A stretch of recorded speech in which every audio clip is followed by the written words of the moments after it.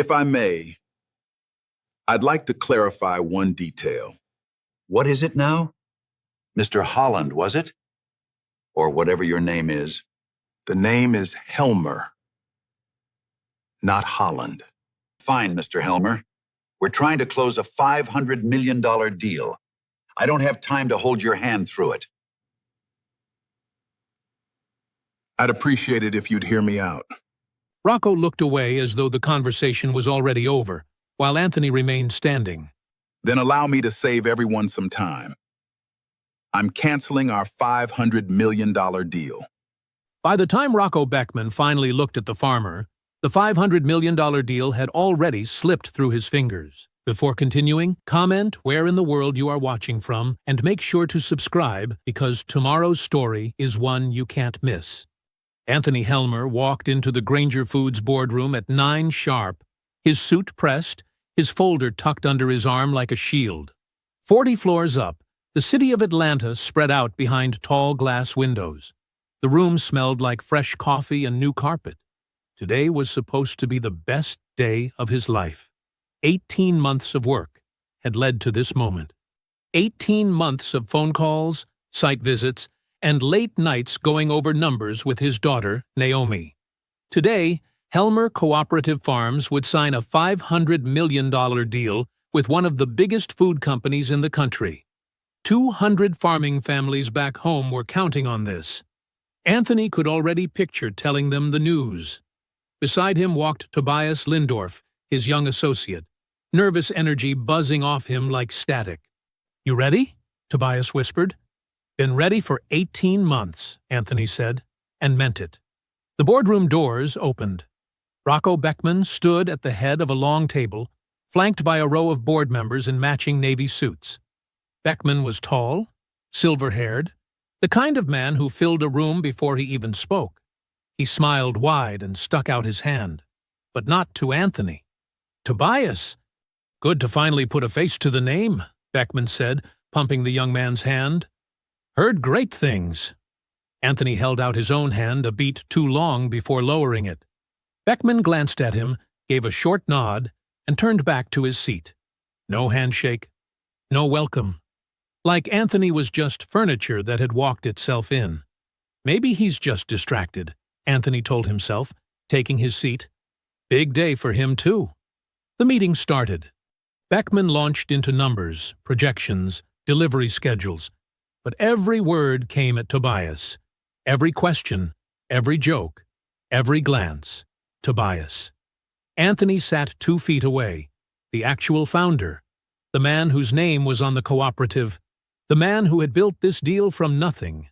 And Beckman looked through him like he was made of glass. A young assistant came around with coffee. She served the board members. She served Tobias. She skipped Anthony entirely, moving on to the next person like he wasn't there. Anthony raised his hand slightly. "Could I get a cup as well?" "Oh, sure, sorry," she mumbled, hurrying back. Small thing. Anthony let it go. He'd been in rooms like this before. He knew how to keep his face calm even when something ugly was crawling up the back of his neck. Tobias shifted in his seat, clearly uncomfortable. Twice he tried to redirect the conversation. Actually, Anthony is the one who handles the cooperative's distribution strategy. He'd know more about— Right, Beckman said, already moving on, eyes back on Tobias. "So, as I was saying, your delivery windows." The Granger board members chuckled along, some scribbling notes, none of them looking at Anthony either. It was like watching a play where everyone had agreed on the script, except him. By the time they reached the contract terms, something hot and tight had settled in Anthony's chest. He cleared his throat. "I want to clarify the delivery volume clause on page 12, Anthony said, voice steady, firm. "It states a minimum of 40,000 units monthly, but our agreement back in March was for 35. I need that corrected before—" "Yeah, that's standard boilerplate," Beckman cut in, not even looking at the page. He turned to Tobias. "We can walk through the logistics piece after lunch, get your numbers guy to double-check the freight costs." "I'm sorry," Anthony said, sharper now. "I was speaking." Beckman blinked at him, like a man noticing a fly buzzing too close to his ear. "Sorry, what was that, Mr. Holland?" "Helmer," Anthony said. "Right, Helmer." Beckman said it like the name itself was an inconvenience. He gave a short laugh and turned back to his papers. "Anyway, Tobias, let's talk freight costs." The room moved on without him. Pens scratched, papers shuffled. Somebody laughed at something Beckman said under his breath. Anthony sat there, hands flat on the table, 18 months of work sitting 2 feet away on a page nobody was reading to him. He looked at the empty coffee cup the assistant still hadn't refilled. He looked at Tobias, who wouldn't meet his eyes anymore. And something inside Anthony, something old and tired and done, finally snapped quiet into place. Anthony set his pen down on the table. Slow, deliberate. The small click of metal against polished wood cut through Beckman's voice like a gunshot. "One more thing," Anthony said. Beckman didn't look up right away. He was flipping through a page with Tobias, pointing at a number. "Hold that thought. We're almost—" "I said one more thing." Anthony's voice came out harder this time, and the room went still. Even the board members stopped scribbling. Beckman finally turned to him, eyebrows raised like Anthony had interrupted something sacred. "Go ahead, Mr. Holland." "Helmer." Anthony said it slow, clear, like he was teaching a child to read. "My name is Anthony Helmer. I founded this cooperative. I built it from 40 acres my father left me into 200 families who put food on tables in 6 states. I flew here on my own dime to sign this contract, and for the last hour, you have looked at me exactly twice." The room was dead silent now. Tobias's face had gone pale. Beckman let out a short laugh, the kind men like him used when they wanted to shrink a problem down to nothing. "Nobody's ignoring you, Anthony. We're just moving fast. Big company, lots to cover. You mispronounced my name twice. You let your assistant serve coffee to everyone in this room except me. You cut me off mid-sentence to talk freight costs with a man who's worked for me 8 months. Anthony kept his voice level, but every word landed like a brick. "I don't need you fast. I need you to see me sitting in this chair." Beckman's jaw tightened. The easy smile slipped for just a second, replaced by something colder. "I think you're reading a lot into a busy meeting, Anthony. We're trying to close $500 million here. I don't have time to hold your hand through it." A couple of board members shifted in their seats. Nobody spoke up for him. Nobody spoke up at all.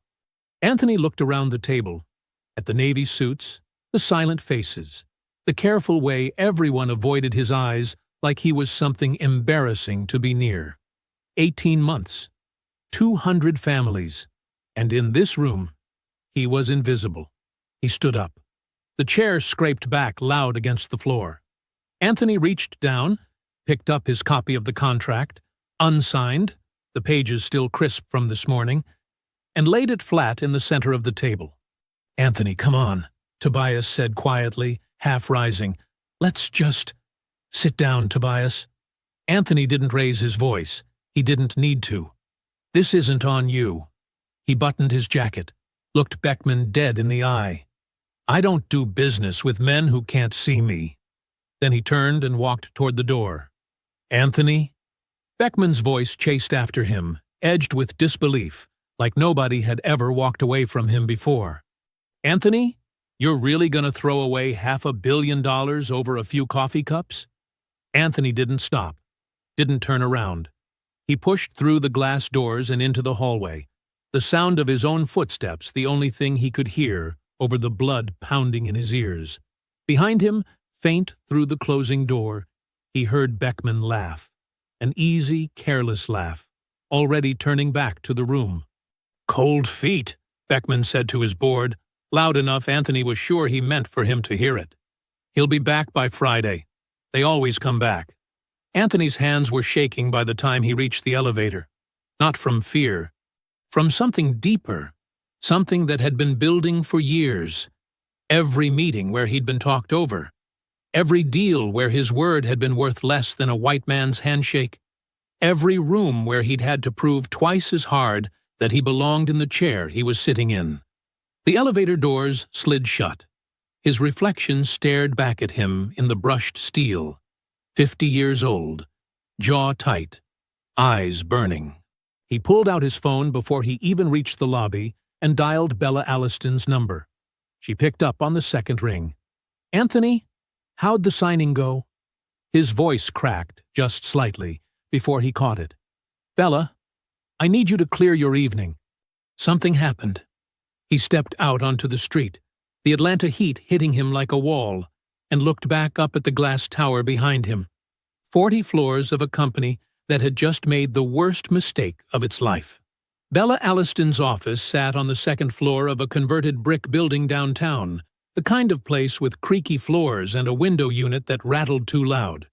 Anthony had known her 20 years, since she was a young lawyer fresh out of school, and he was a young farmer trying to keep his father's land from going under. She'd helped him build the cooperative from the ground up.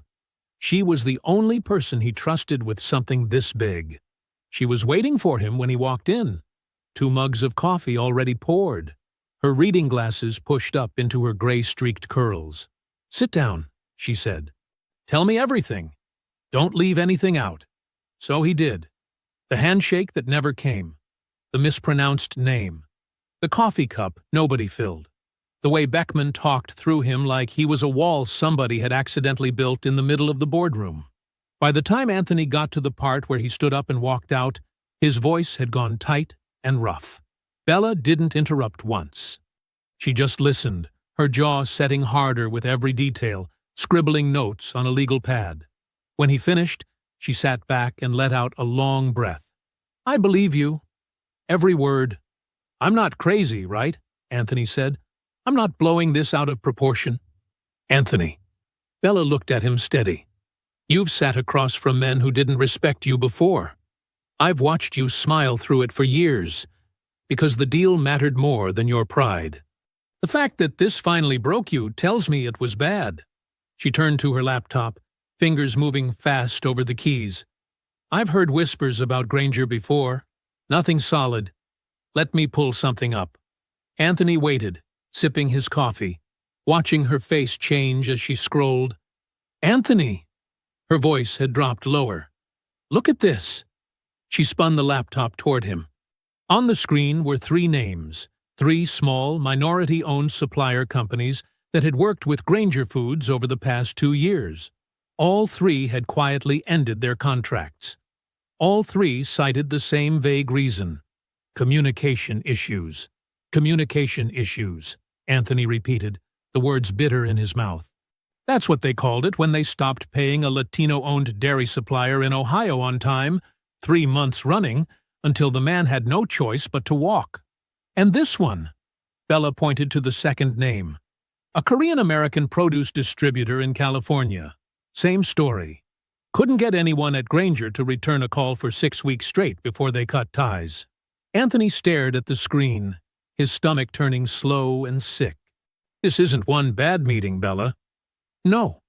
She closed the laptop halfway, looking at him hard. "This is a pattern, and you might be the only one with the profile and the leverage to actually do something about it." The word leverage sat strange in the room. Anthony shook his head slowly. "I didn't walk out today looking for a fight, Bella. I walked out because I'm tired. Tired of proving I deserve a seat at the table every single time I sit down at one." "I know." Bella's voice softened, just slightly. "But you might not get a choice anymore. Companies like Granger don't change because somebody asks nicely. They change when the cost of staying the same gets too high." Anthony rubbed his hands over his face, exhaustion settling deep into his bones. 50 years old, and somehow this still felt like the same fight his father had fought, and his father before him. "I'm not interested in revenge," he said quietly. "I just want to be seen, treated like a man who built something real." "I hear you." Bella reached across the desk and squeezed his hand once, firm. But sometimes being seen means making noise loud enough that they can't look away anymore. She pulled the laptop back toward her, already typing again. "Let me dig deeper tonight. Pull contracts, dates, any paper trail I can find on these 3 suppliers. I want to know exactly what we're dealing with before we decide what to do next." Anthony nodded slowly, watching the city lights flicker on outside her rattling window. "Call me first thing in the morning," he said, standing, gathering his jacket. "Whatever you find." "First thing," Bella promised. "I mean it, Anthony. Get some sleep tonight. Tomorrow, this gets a lot bigger." Anthony's phone rang at 6:47 the next morning, before the sun had fully cleared the tree line behind his farmhouse. He was already up, sitting at the kitchen table with a mug of black coffee going cold in front of him, staring out at the fields without really seeing them. He grabbed the phone on the second ring. "Bella, I found something," she said. No hello, no small talk. Her voice had that sharp, focused edge it got when she'd been up all night chasing a thread. "You need to sit down for this." "I'm sitting." Granger Foods filed their quarterly investor projections 2 months ago. Public record, easy to find if you know where to look. They told their shareholders, in writing, that the Helmer cooperative deal was as good as done. $500 million, locked in, supplying their entire Eastern distribution network starting next quarter. Anthony felt his stomach tighten. "But I never signed." "Exactly. And their next quarterly shareholder report comes out in 9 days. Bella let that sit a second. "Anthony, if that contract isn't signed by then, Granger has to explain to every investor and analyst watching why a $500 million deal they bragged about just evaporated. That's not a bad headline. That's a stock price problem." Anthony sat with that for a moment, turning it over. He'd walked out of that boardroom thinking only about his own dignity, about not wanting to spend 1 more minute being talked over by a man who couldn't be bothered to learn his name. He hadn't thought about numbers. He hadn't thought about leverage. Before he could respond, he heard footsteps on the stairs, and his daughter Naomi appeared in the kitchen doorway in sweatpants, hair pulled back, phone already in her hand. "Dad? Who's on the phone?" Then, seeing his face, she crossed the kitchen fast. "What happened?" "Bella found something," Anthony said, putting the call on speaker. Naomi was 28, sharp as a tack, a financial analyst who'd left a comfortable job in Charlotte 2 years back to help her father modernize the cooperative's books. She listened to Bella repeat the shareholder report timeline, and Anthony watched something light up behind his daughter's eyes. The same look she got when she found an error buried 6 rows deep in a spreadsheet that explained everything. "This is huge," Naomi said, already pulling out a chair, opening her laptop on the table. "Dad, this isn't just about what they did to you in that room. This is real financial exposure for them. Give me an hour. I can pull their public filings and build out exactly how bad this gap looks to investors." Anthony managed a tired smile. "You sound like your mother. She used to get that same look going through the farm's books." "Mama would have already had it built," Naomi shot back, fingers flying across the keyboard. For the first time since walking out of that boardroom, something loosened in Anthony's chest. Maybe this didn't have to be a war. Maybe it could be simple. Granger needed him more than he'd realized, and now he had something to walk back into the room with. An apology. A renegotiated contract. Fairer this time, with Beckman forced to finally look him in the eye. Maybe justice didn't always have to be loud. "Bella," Anthony said, "what if we use this to get a real conversation, not a fight? Just make them treat me like I matter, and we sign somewhere closer to what we agreed in March." "That's smart," Bella said carefully. "But Anthony, listen to me. Companies like this don't usually come back swinging fair. Let's see what they do before we decide how soft to play this." Naomi was already 3 tabs deep into Granger's investor relations page, scribbling numbers onto a legal pad balanced on her knee, murmuring percentages under her breath. Anthony stood, walked to the window, looked out over the fields just starting to catch morning light. For the first time in 18 hours, he let himself breathe a little easier. Maybe this would work out clean. His phone buzzed again in his hand. A new call. A number he didn't recognize. Area code from Granger's headquarters. He glanced at Naomi, then at the phone screen, his stomach tightening back up all over again. "Bella, "Hold on," he said. "I'm getting another call." He answered it slow, cautious. "Mr. Helmer," a smooth, practiced voice said on the other end. "My name is Andrew Werlin. I'm chairman of the board at Granger Foods. I think it's time we talked." Anthony put the call on speaker and set the phone down on the kitchen table, where Bella was still listening on the other line, and Naomi sat frozen, pen hovering over her legal pad. "Mr. Werlin," Anthony said carefully, "I wasn't expecting to hear from you." "I imagine not." Andrew Werlin's voice was smooth, unhurried, the voice of a man who'd spent 30 years in boardrooms learning how to sound calm while delivering bad news. "I heard about yesterday's meeting. I want you to know the board takes this seriously." Anthony waited. He'd been in enough negotiations to know when someone was circling before they landed. "Rocco can be direct," Werlin continued. "Sometimes that directness comes across the wrong way. I'd like to find a path forward that works for everyone." "A path forward," Anthony repeated slowly. "Does that path involve him apologizing? Looking me in the eye and saying my name right?" A pause on the line.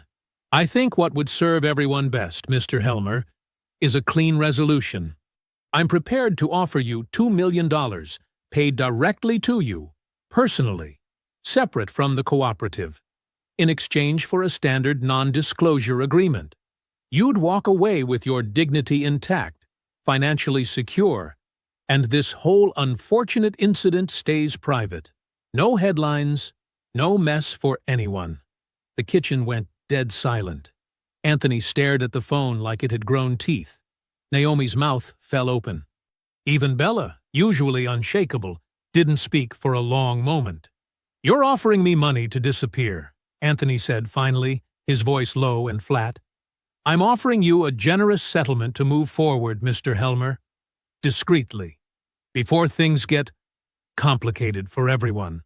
Werlin's tone never changed, never cracked, like he was discussing a routine business matter instead of trying to buy a man's silence. Naomi grabbed the legal pad and scrawled 3 words on it fast, shoving it toward her father. "This is a bribe." "Mr. Werlin," Bella cut in sharply, her lawyer voice taking over. "This is Bella Alliston, Mr. Helmer's attorney. I want to be clear that any settlement offer involving an NDA needs to go through proper channels, in writing, reviewed by counsel." "Of course, Ms. Alliston. I expected nothing less." Werlin didn't sound rattled at all. "I'll have paperwork sent over this afternoon, but I'd encourage Mr. Helmer to consider it quickly.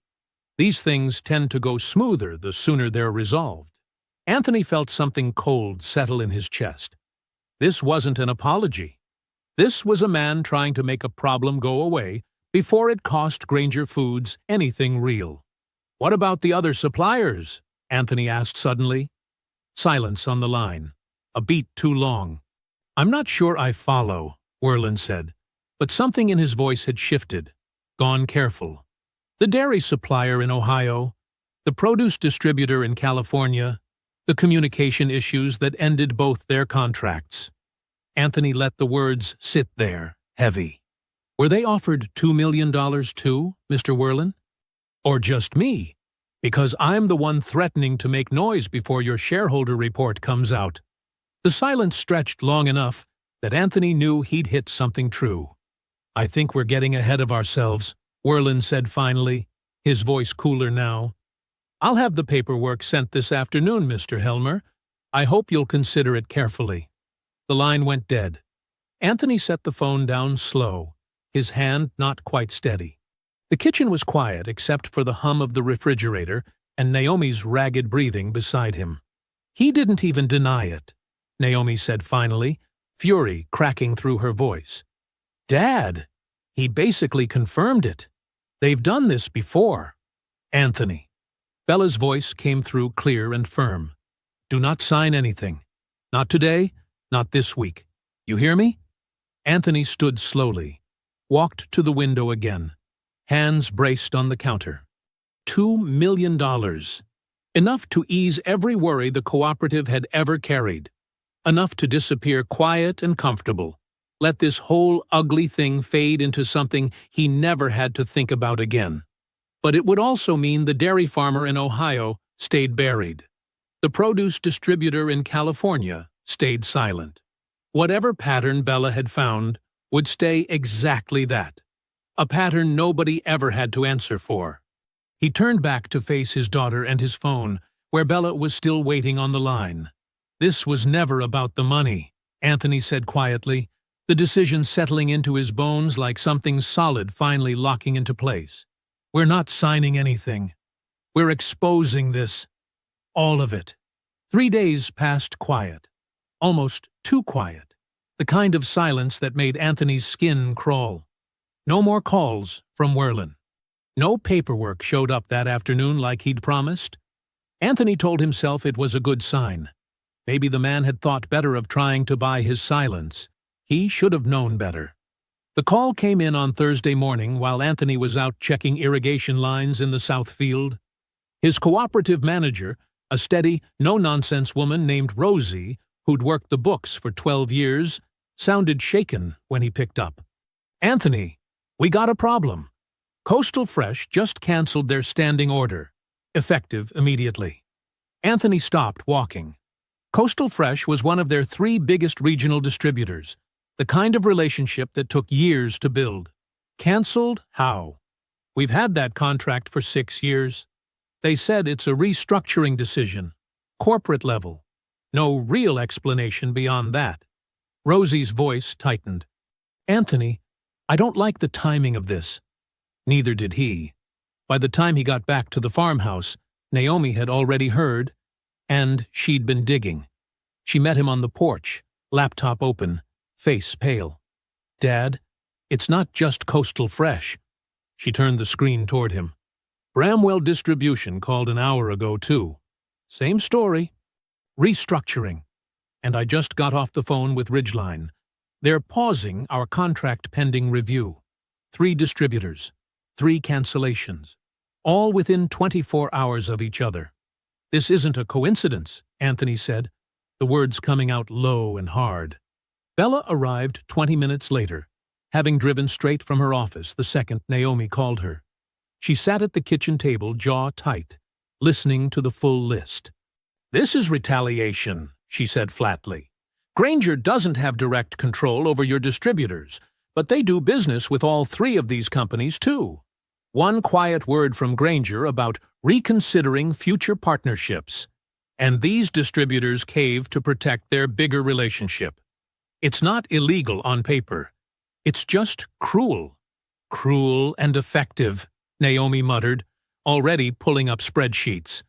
"Dad, I need to run the real numbers. How long can we survive without these 3? Anthony nodded, feeling the weight of 200 families settle onto his shoulders all at once. Harvest season was coming. Trucks needed somewhere to deliver to. Workers needed to be paid. This wasn't an abstract fight anymore. This was real food, real paychecks, real families who had nothing to do with what happened in that boardroom.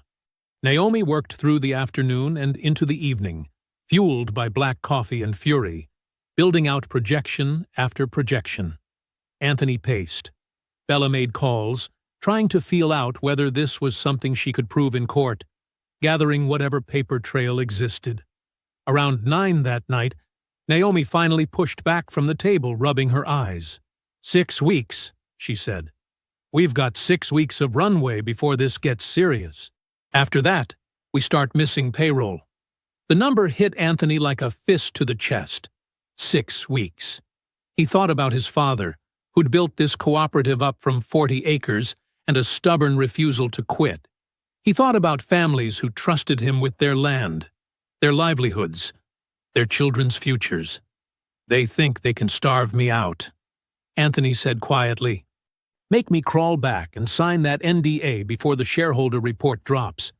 "Probably," Bella said. "Which means they're scared, Anthony. Scared enough to play dirty this fast. That tells you something." Anthony sat down heavy across from his daughter, exhaustion pulling at every part of him. "I'm not signing it. I don't care how bad it gets." "I know."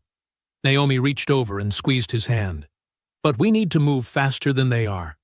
Sitting here waiting isn't going to save the cooperative." She was quiet for a moment, thinking, then looked up sharp. I know a journalist, Jennifer Vashner. She covered an agricultural piece I worked on 2 years back. Fair, thorough, doesn't back down from a fight. If Granger thinks they can bury this quietly, maybe it's time somebody made noise loud enough they can't. Anthony looked at his daughter, 28 years old and fighting harder for his name than he sometimes had the strength to fight for himself. Something in his chest steadied, just slightly. Call her, he said. Tomorrow. First thing. Naomi was already reaching for her phone. Jennifer Vashner was already seated when Naomi walked into the coffee shop the next afternoon. A small table near the back window, 2 coffees ordered, a notebook and digital recorder laid out neat in front of her. She was late 30s, sharp-eyed, dressed simple, jeans, a blazer, the look of someone who didn't waste time on appearances when there was real work to do. Naomi Helmer. Jennifer stood and shook her hand firm. It's been a while. Your dad's cooperative still doing well? That's actually why I'm here. Naomi sat, pulling a folder out of her bag. We've got a story. A big one. Jennifer's eyebrows lifted slightly, but she didn't reach for her recorder yet. I'm listening. Naomi laid it out in order. The boardroom meeting where Beckman ignored her father for 90 straight minutes. The mispronounced name. The coffee cup nobody filled. Anthony standing up, placing the unsigned contract on the table. Walking out on $500 million rather than sit in a room where he didn't exist. Then the NDA bribe from Werlin. Then, just yesterday, 3 distributors canceling within 24 hours of each other. Jennifer listened without interrupting, but her pen started moving about halfway through, fast, careful notes filling the page. That's a hell of a story, she said when Naomi finished. But I need more than your word for it, Naomi. You understand that, right? I go after a $500 million company. I need this airtight. I know. Naomi slid the folder across the table. There's more. 3 other minority-owned suppliers worked with Granger over the past 2 years. All 3 ended their contracts. All 3 got the same vague excuse. Communication issues. A dairy supplier in Ohio. A produce distributor in California. We found a third, too. A packaging company out of Texas. Jennifer flipped through the folder, scanning names, dates. The pattern Bella had spent 2 sleepless nights confirming. Her jaw tightened as she read. This isn't one bad meeting, Jennifer murmured, almost to herself. That's what my dad's lawyer said, too. Naomi leaned forward. Jennifer, this is bigger than what happened to my father. If this pattern's real, Granger's been doing this for years and getting away with it because nobody had the platform or the guts to call them on it. Jennifer closed the folder slowly, tapping it against the table, thinking, I'll need to verify everything independently. Reach out to all 3 suppliers myself. Get them on record if they're willing. That takes time, Naomi. I'm not running a story I can't defend in court. How much time? 4 days. Maybe 5 if someone doesn't want to talk. Jennifer's eyes were steady, serious. But I want to be straight with you. Once I publish this, there's no taking it back. Your father needs to be ready for what comes next. Cameras? Attention. People online who'll say ugly things no matter how clear the facts are. Naomi thought about her father, 50 years old, exhausted, sitting at the kitchen table the night before staring at unpaid invoices like they were a verdict already handed down. He's ready, Naomi said. He's tired of staying quiet to make other people comfortable. That evening, back at the farmhouse, Naomi relayed the conversation to her father and Bella. Anthony sat with his hands wrapped around a mug of coffee gone cold, listening carefully. 4 or 5 days, he repeated. That's 2 weeks out from the shareholder report. Cutting it close. It's the right move, Anthony, Bella said. A story built on solid ground holds up. A rushed story falls apart the second Granger's lawyers start picking it apart. We need Jennifer to do this right. Anthony nodded slowly, but something in his chest stayed tight and uneasy. He thought about Beckman's easy laugh as he walked out of that boardroom. He'll be back by Friday. They always come back. He thought about Werlin's smooth, careful voice, offering him $2 million to disappear. These were men used to winning quiet, used to problems folding before they ever became real fights. "Let her take her time," Anthony said finally. "But Bella, keep digging on our end too.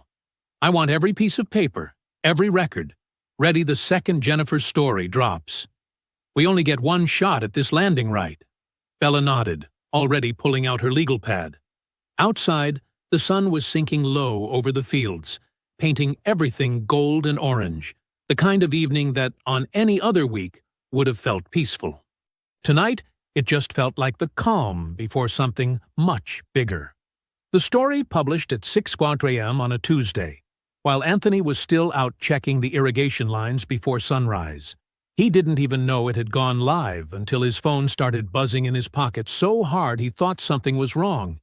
He pulled it out. 40 missed calls. Over 200 text messages. His hands went a little unsteady as he opened the link Naomi had texted him at 6:02 a.m., just 2 words above it. "It's live." The headline filled his screen. "Silenced at the table. How Granger Foods built a 500 meters empire by erasing the suppliers who built it with them." Anthony stood frozen in the middle of his own field, sun barely cresting the tree line, reading every word. Jennifer hadn't held back. She laid out the boardroom meeting in plain, devastating detail. The mispronounced name, the coffee cup, the 90 minutes of silence. She had on-record quotes from the dairy supplier in Ohio and the produce distributor in California, both describing nearly identical treatment. She included Naomi's financial analysis, laying bare exactly how big a hole this left in Granger's promised shareholder numbers. By the time Anthony made it back to the farmhouse, the story was already trending nationally. His phone wouldn't stop ringing. Strangers were sharing it everywhere, people he'd never met, writing things like, "This is why I stopped buying their brand." And finally, somebody said it out loud. Naomi met him at the door, laptop already open on the kitchen table, eyes wide and electric. "Dad, Granger's stock dropped 4% in the first hour of trading. 4%, Dad. That's real money." Bella arrived 20 minutes later, phone pressed to her ear, already fielding calls from 2 different news outlets wanting comment. "This is moving faster than I expected," she said, hand over the receiver. "Granger's PR team is scrambling. I just heard they're drafting some kind of statement." The statement came out by noon. Anthony read it standing in his kitchen, jaw tight. "Granger Foods takes these concerns seriously. We regret any unintentional oversight during our recent meeting with Mr. Helmer and remain committed to fostering inclusive, respectful partnerships with all our suppliers." "Unintentional oversight," Anthony repeated, the words bitter in his mouth. 90 minutes of looking through me wasn't an accident, Bella. That was a choice." "I know," Bella said, "but it's something. It's the first time they've had to publicly admit anything happened at all." The calls kept coming all afternoon. A national morning show wanting Anthony for an interview, a major grocery chain reaching out, asking if Helmer Cooperative Farms might be interested in a supply conversation, strangers from 3 different states leaving voicemails just to say they were proud of him for standing up. Anthony sat at his kitchen table, overwhelmed, watching his phone light up over and over, feeling something loosen in his chest that had been tight for almost 2 weeks straight. Around 4 o'clock, his phone rang with a number he recognized now, Granger's headquarters. He let it ring twice before answering, Bella leaning in close to listen. "Mr. Helmer." Andrew Werlin's voice had lost some of its smooth confidence from before. "I wanted to reach out personally." "I'm listening," Anthony said, careful. "This story has put the board in a difficult position. I want you to know I take the contents of it very seriously. There are conversations happening internally about leadership." Anthony caught Bella's eye across the table. Leadership. He understood exactly what that meant. "Is that your way of telling me Beckman might lose his job?" Anthony asked plainly. A pause. "I'm saying the board is reviewing everything that happened, Mr. Helmer, including how it was handled. and how it's being handled now. Werlin's voice tightened slightly. I'd ask that you not say anything further to the press until we've had a chance to address this internally. Anthony almost laughed. 3 days ago, this same man had offered him $2 million to disappear quietly. Now, he was asking for patience. I'm not making any promises, Mr. Werlin, Anthony said. You had your chance to do right by me in private. You chose silence and a bribe instead. Whatever happens now is the result of that choice, not mine. He hung up before Werlin could respond. That evening, the farmhouse felt different than it had in days. Lighter, somehow, despite the exhaustion sitting heavy in Anthony's bones. Naomi made dinner while Bella stayed late. The three of them gathered around the kitchen table, going over what came next. Anthony looked at his daughter, flushed with adrenaline, scrolling through hundreds of supportive comments on her phone. He looked at Bella, steady as always, already planning their next move. It feels like maybe, Anthony said slowly, almost afraid to say it out loud. This is actually going to work out. 2 days after the story broke, Anthony sat under hot studio lights at a local news station, a microphone clipped to his collar, his hands folded steady on his lap despite the nerves churning underneath. The anchor across from him, a kind-faced woman named Carla, leaned forward with the practiced warmth of someone who'd done 1,000 of these interviews. Mr. Helmer, walk us through that moment. What made you finally stand up and walk out? Anthony thought about it for a second before answering, the way he always did. No rush, no performance. I spent 90 minutes in that room, he said, and not once did the man across from me look me in the eye. I built that cooperative from 40 acres my father left me. 200 families depend on it. And in that room, none of that mattered. I wasn't a partner. I was furniture. He paused. I didn't walk out because I was angry. I walked out because I refused to keep proving I deserved to be seen. The interview ran 4 minutes. By the time Anthony left the studio, it had already been clipped and shared online thousands of times, his calm, steady delivery resonating in a way that felt, for once, entirely in his control. The momentum kept building through the day. 2 national retailers reached out directly to Naomi, asking about supply conversations, bigger names than even the distributors they'd lost. A produce buyer for a regional grocery chain called personally, telling Anthony that watching the interview had made her proud to do business with Helmer Cooperative Farms.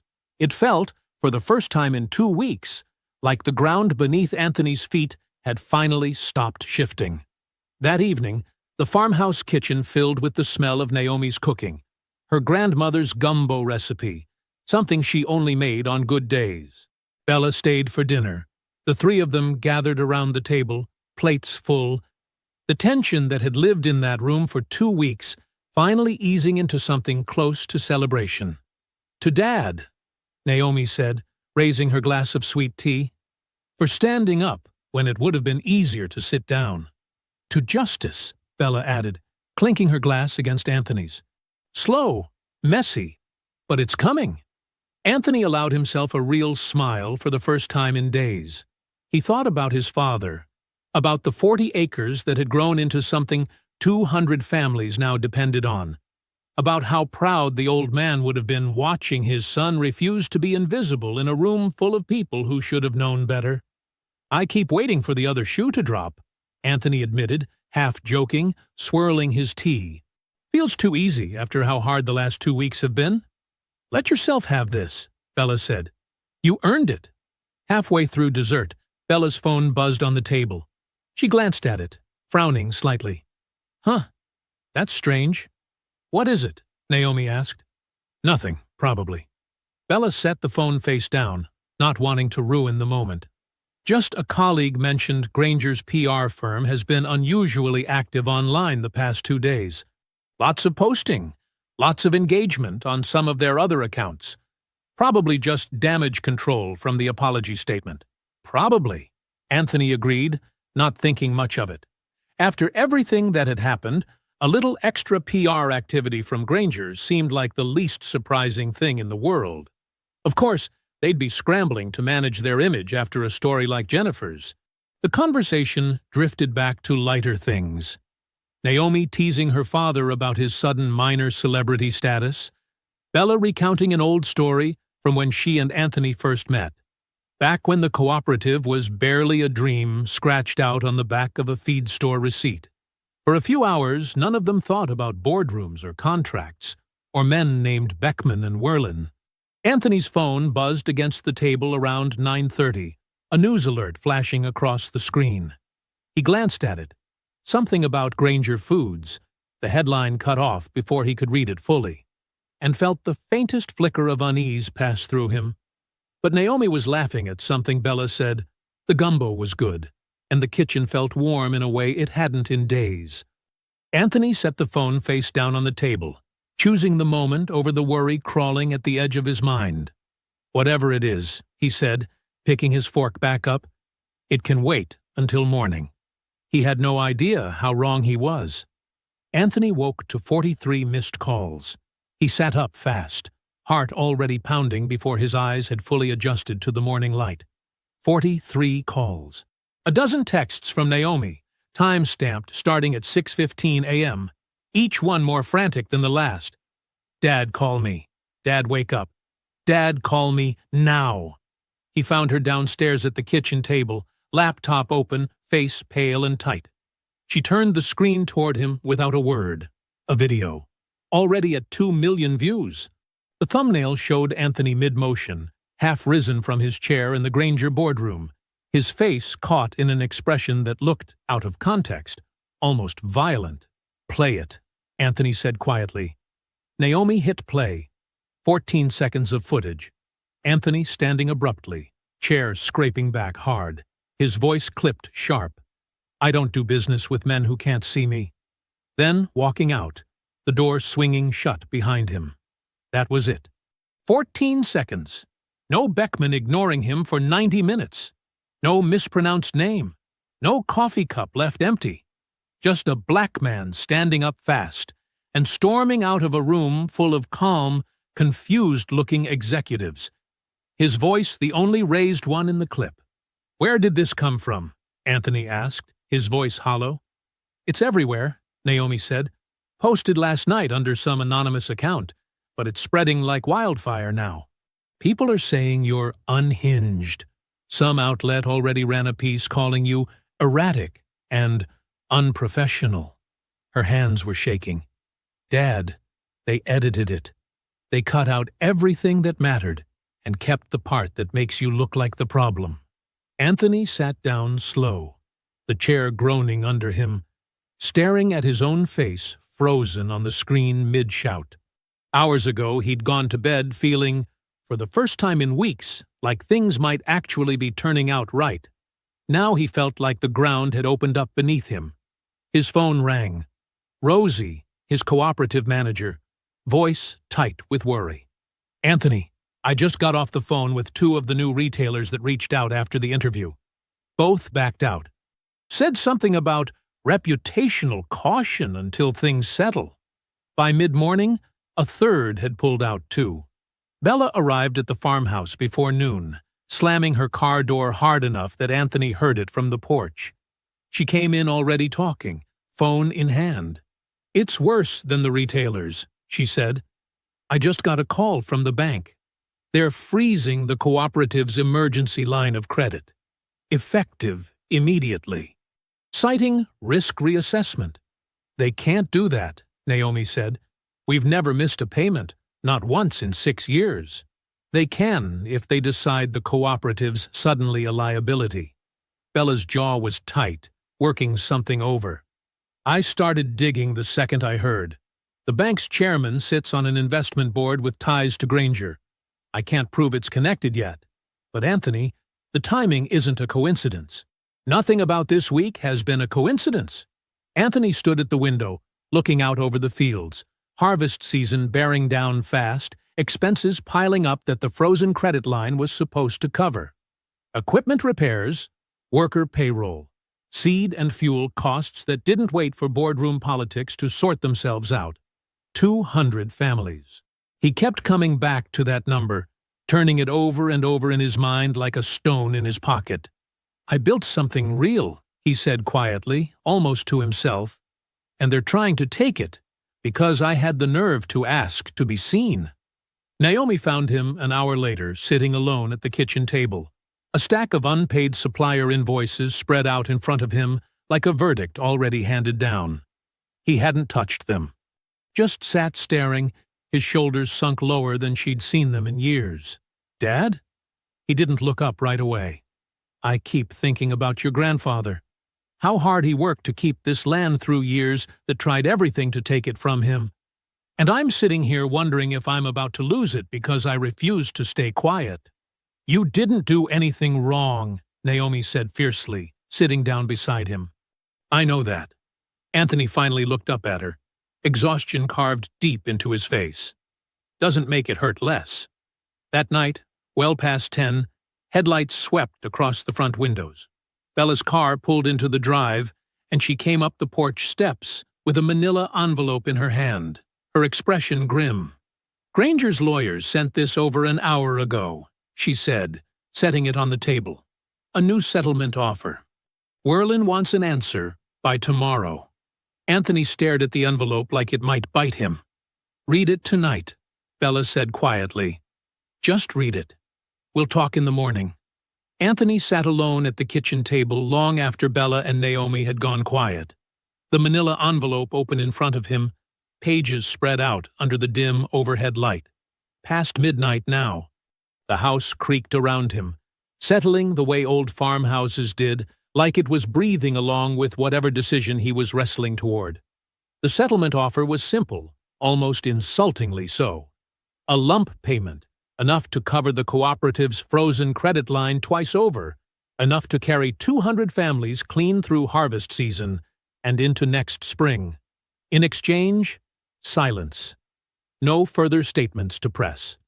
No cooperation with any ongoing investigations. The edited video would stand as the official record. Anthony Helmer, the man who stormed out, unprofessional and erratic. That story would live forever, uncorrected, while the truth stayed buried under a number with a lot of zeros. Naomi found him there at midnight, still in her robe, unable to sleep either. "You're actually considering it," she said.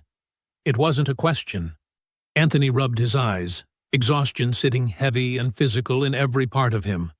"Naomi, I've got 200 families counting on payroll in 3 weeks. I've got equipment that needs repairs we can't afford without that credit line. I'm 50 years old, and I built this cooperative so other people wouldn't have to lose what your grandfather almost lost. I can't let my pride bury all of that. This isn't about pride." Naomi sat down across from him, voice low but fierce. "Dad, if you sign this, that video becomes the truth forever. The Ohio dairy supplier, the California distributor, everyone who came forward because you were brave enough to walk out first, they get left holding nothing. You'd be doing exactly what Werlin wanted from the very beginning. Disappearing quiet." "I know that." Anthony's voice cracked, just slightly. "You think I don't know that?" Bella, who'd stayed over rather than drive home that late, came down the stairs at the sound of raised voices, wrapping a cardigan tight around herself. "Nobody's signing anything tonight," she said firmly, sitting down between them. "Anthony, I understand the fear. I do.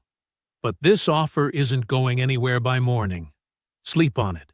Let's look at this with clear heads. The bank doesn't care about clear heads, Bella.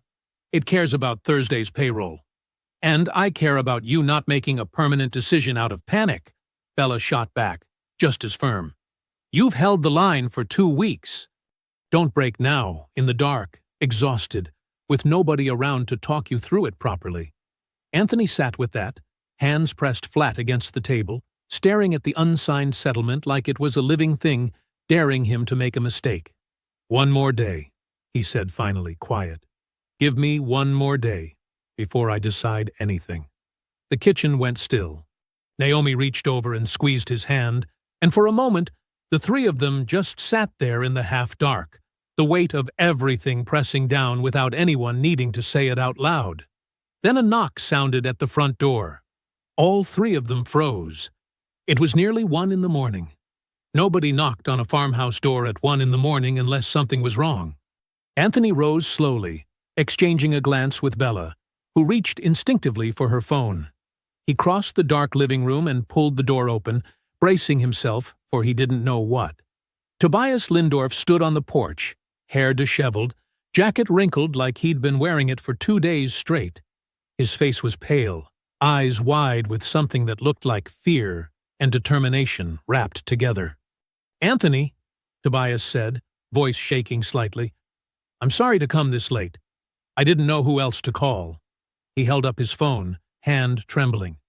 "There's something I need to show you. Something I should have shown you days ago." Anthony stood in the doorway, the cold night air pressing in around him, looking at the young man who'd sat silent in that boardroom while his boss erased Anthony from the room entirely. "Come in," Anthony said slowly. Behind him, he heard Bella rise from the table, heard Naomi's sharp intake of breath. Whatever was on that phone, Anthony had a feeling it was about to change everything. Tobias stood in the middle of the living room, still in his wrinkled jacket, hands shaking as he pulled up something on his phone. Anthony, Naomi, and Bella gathered around him, the late hour forgotten, every bit of exhaustion burned away by the look on the young man's face. "I should have told you this 2 weeks ago," Tobias said, his voice unsteady. "I've been a coward about it, and I'm sorry. I kept telling myself it didn't matter, that it would just complicate things. But then I saw that video this morning, and I couldn't stay quiet anymore." "What is it, Tobias?" Anthony asked, careful, steady, even though his heart was pounding. "Granger has a policy, internal practice, not official, but everyone in client-facing roles does it. We record major contract meetings on our personal phones, just for accuracy, in case there's a dispute later about what was actually said." Tobias swallowed hard. "I recorded the entire meeting, the real one, all 90 minutes. The room went absolutely silent. "Play it," Bella said, her voice tight with controlled urgency. Tobias pulled up the file with trembling fingers and set the phone on the coffee table. Volume turned up high. The footage began, time-stamped, unedited, the full length of the meeting laid bare. Beckman's voice, warm and easy, directed entirely at Tobias from the opening handshake. The coffee served to everyone but Anthony. The mispronounced name, not once, but twice. Anthony's attempt to clarify the delivery clause cut off mid-sentence. Beckman's careless laugh as Anthony walked out. Cold feet. He'll be back by Friday. They always come back. Captured in full, unmistakable context. Naomi had her hand pressed over her mouth. Bella sat frozen, eyes locked on the screen, her lawyer's mind already racing through everything this footage proved. "This destroys the edited clip," Bella breathed. "Completely destroys it. Anyone watching this side by side can see exactly what they cut and exactly why they cut it." Anthony stared at the small screen, watching himself stand, watching the moment play out in full this time, with all 90 minutes of context behind it instead of 14 cherry-picked seconds. He felt something complicated rise in his chest. Vindication, yes, but also a deep, old exhaustion at having needed proof at all, at having his word not been enough on its own. "Why now?" Anthony asked quietly, looking at Tobias. "Why didn't you come forward when the story first broke?" Tobias's eyes were wet. "I was scared. I've got student loans, a mortgage, a job I can't easily replace. I told myself staying quiet wasn't the same as lying." He shook his head. "But watching that edited clip this morning, watching people call you erratic and unhinged when I know exactly what really happened in that room, I couldn't live with myself anymore. I'd rather lose my job than let that lie stand." Anthony stepped forward and put a firm hand on the younger man's shoulder. "That took courage, son. More than a lot of grown men have shown me in my life." Naomi was already moving, phone in hand. "I'm calling Jennifer. Right now. It's almost 1:30. I don't care." Jennifer picked up on the fourth ring, groggy but instantly alert the moment Naomi explained what they had. "Send me everything. Don't post it anywhere else first. Don't let anyone copy it loosely. I need the original file, untouched, so I can verify the metadata myself. I can meet first thing in the morning." "We'll be there," Naomi said. Bella turned to Tobias, her voice gentling slightly. "Are you prepared to go on record with this? Your name attached, on camera if necessary?" Tobias took a long breath, glancing at Anthony, then nodded firm. "Yes, I should have done it weeks ago. I'm not running from it now." "This likely ends your career at Granger," Bella warned him plainly. "You understand that?" "I understand." Tobias's voice steadied, something settling into place behind his eyes. "I'd rather be unemployed and honest than keep my job by letting a lie stand." Anthony shook his hand firm, looking him dead in the eye the way he'd wished. Weeks ago, someone across that boardroom table had looked at him. "Thank you," Anthony said simply. "I won't forget this." Outside, the first gray hint of dawn was beginning to creep over the tree line. None of them had slept. None of them planned to, not until this was finished. Jennifer was already at Bella's office by 7 the next morning, 2 coffees in hand, looking like she hadn't slept much either. She set her laptop on the conference table and waited as Tobias plugged in his phone, the original file transferring slow across the cable. "Walk me through the chain of custody," Jennifer said, all business now, no trace of the warmth from their coffee shop meeting days earlier. "When did you record this? On what device? Has it been edited or compressed in any way since?"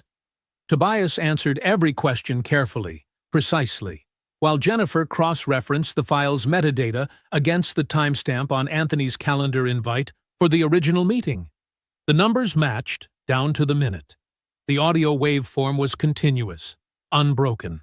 No signs of cuts or splices anywhere in the full 90-minute file. "It's clean," Jennifer said finally, sitting back. "This is the real thing." She looked up at Anthony, something fierce and satisfied in her expression. "I need to reach out to Granger for comment before I publish anything. Standard practice. I won't let them say I didn't give them the chance to respond." "They'll stall," Bella warned. "Or deny it outright." "Maybe," Jennifer said. "But I have to try. It protects the story when it counts." Jennifer's email to Granger's communications office went out at 9 sharp, laying out exactly what she had. The unedited footage, Tobias willing to go on record, the clear evidence that the viral clip had been deliberately cut and leaked. She gave them until 5 o'clock that evening to respond. What none of them knew yet was the storm that email set off inside Granger's headquarters. Andrew Werlin received a forwarded copy of Jennifer's email at 9:47 a.m., and according to what would later come out, he sat with it for nearly 20 minutes before calling an emergency session with the company's legal counsel.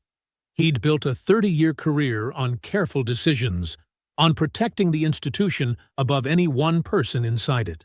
But this, a deliberately edited clip, leaked to smear a man who'd been wronged in the first place. This wasn't the kind of mess that quiet money could fix anymore. He pulled Beckman's internal communications himself that afternoon, working through the company's email archive with growing dread. What he found confirmed his worst fear. An email thread, 3 days old, between Beckman and the head of Granger's outside PR firm. The instructions were explicit. Pull the clip where he stands up. Cut everything before it. Get it out anonymously by tonight. We need the narrative to flip before the shareholder report. Werlin sat alone in his office for a long time after reading it, the late afternoon light slanting through his windows. He thought about 30 years building Granger Foods into something he'd been proud of. He thought about the 3 suppliers Anthony's lawyer had quietly confirmed, the pattern stretching back further than anyone at the board level had wanted to admit. He thought about a video, 14 seconds long, designed to make a wronged man look unstable, ordered by the very CEO who'd wronged him in the first place. He made his decision before the sun went down. At 6:15 that evening, Jennifer received two things in her inbox almost simultaneously. The first was a brief, formal statement from Granger's communications office declining to comment further on personnel matters. The second, sent from a different address entirely, was a forwarded email chain. Beckman's own words, in writing, ordering the edited clip's creation and release. Andrew Werlin had leaked it himself. Attached was a short note. "I have called an emergency shareholder meeting for tomorrow morning. I believe the full truth needs to come out before then. Please publish whatever you believe serves that truth." Jennifer read it twice, then called Naomi immediately, her voice tight with barely contained urgency. "I have everything I need.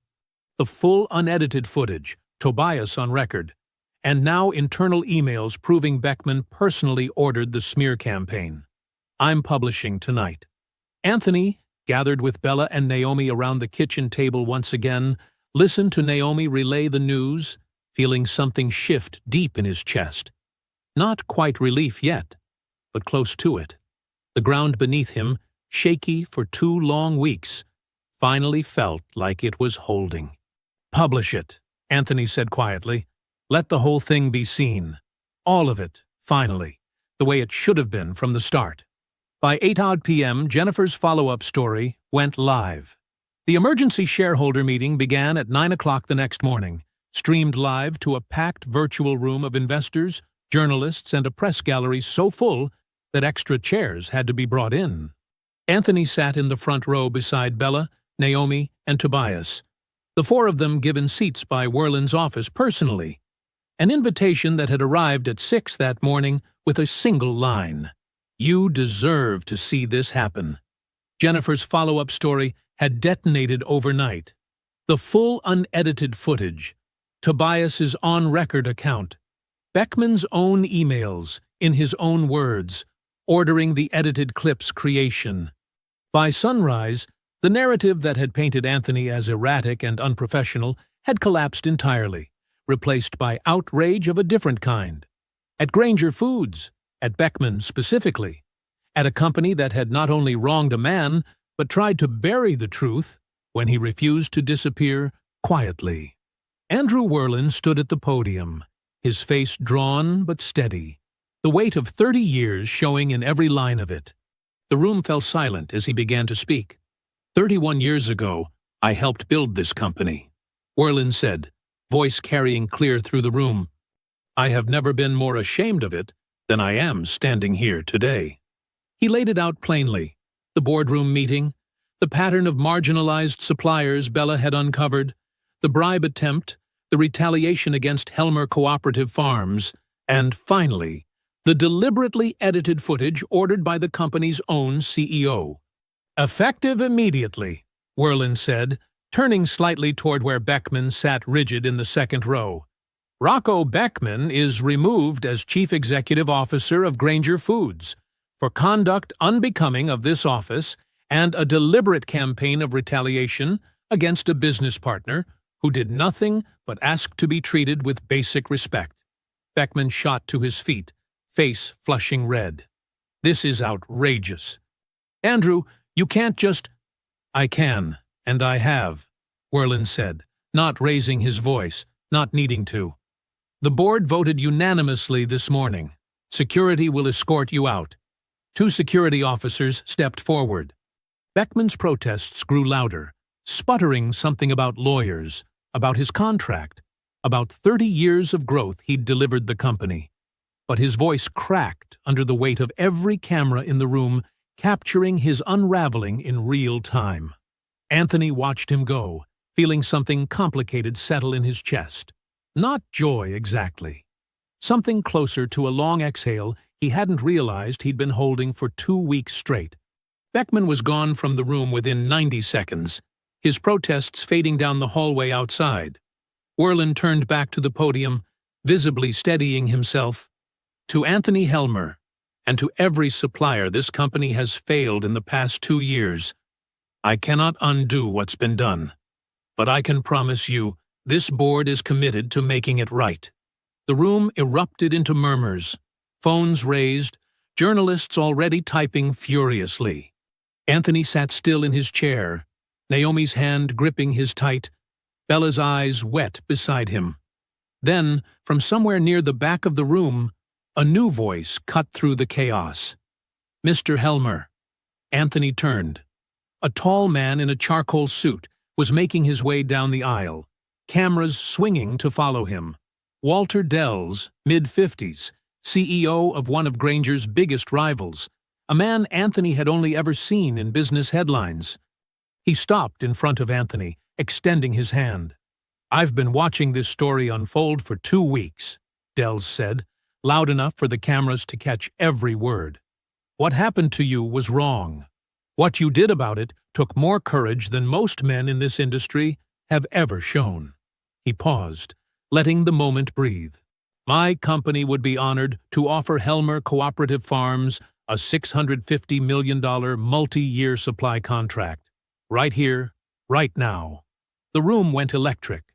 Phones swung toward Anthony, cameras flashing, journalists shouting questions all at once. Anthony stood slowly, looking at Dells's outstretched hand, then at Naomi beside him, eyes wide and shining, then at Tobias, who'd risked everything to make this moment possible. He thought about his father, about 40 acres and 200 families, and a boardroom where he'd once been treated like furniture.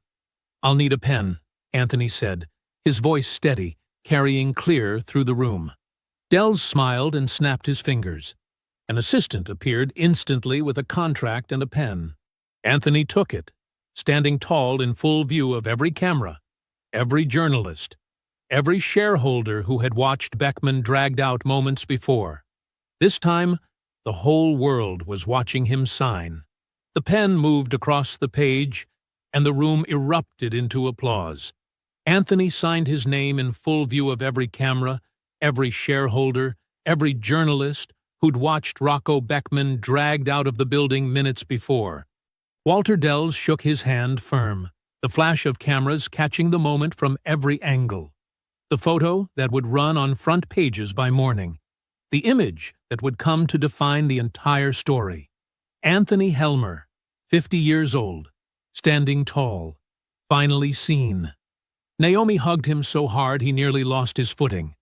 Tobias stood off to the side, tears in his eyes, and Anthony pulled him into the moment too, hand firm on his shoulder. "You did this," Anthony told him. "Don't let anyone tell you different."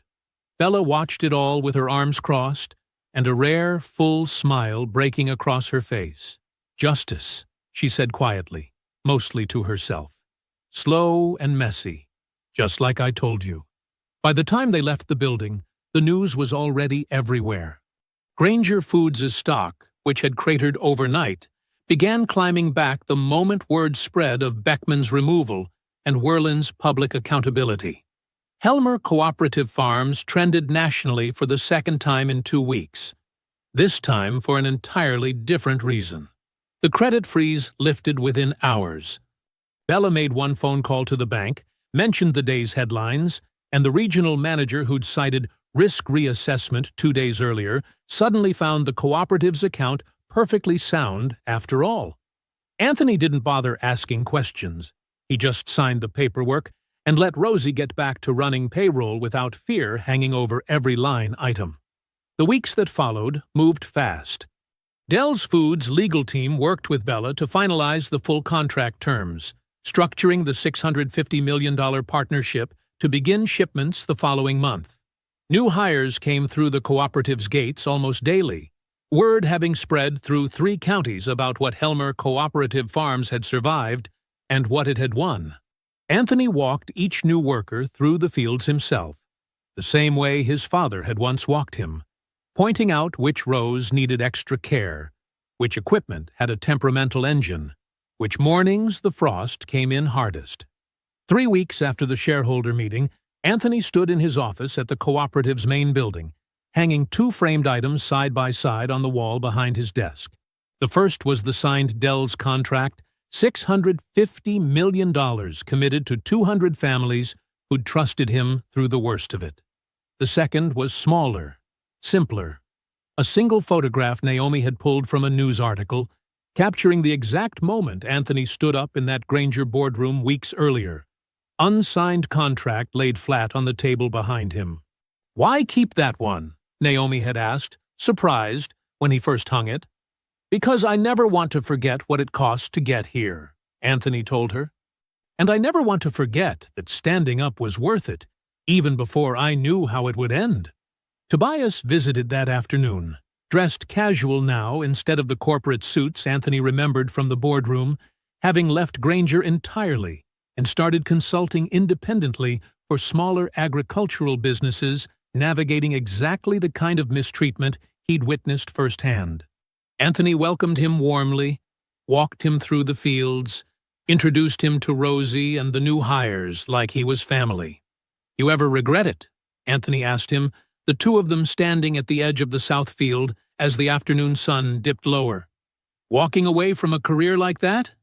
Tobias thought about it for a long moment. "Not for a second. I make less money now, but I sleep better than I did in 5 years at Granger." Anthony understood that completely. That evening, after Tobias had gone and the farmhouse had gone quiet, Anthony walked out to the edge of his fields alone, the way he had most evenings since he was a boy following his father through these same rows. The sun was sinking low, painting the sky orange and gold, the first of Dell's Foods delivery trucks rolling out down the long dirt drive, the new partnership banner stenciled clean across their sides. He thought about that boardroom, about a man who couldn't be bothered to say his name right, about 90 minutes of being looked through like glass. He thought about how close he'd come to signing his silence away, just to save what mattered most. Justice hadn't come from anger, in the end. It had come from refusing to disappear quietly. Anthony watched the trucks roll out under the darkening sky, 200 families' future riding inside them. His name, finally, fully seen. If you enjoyed the story, leave a like to support my channel, and subscribe so that you do not miss out on the next one. On the screen, I have picked 2 special stories just for you.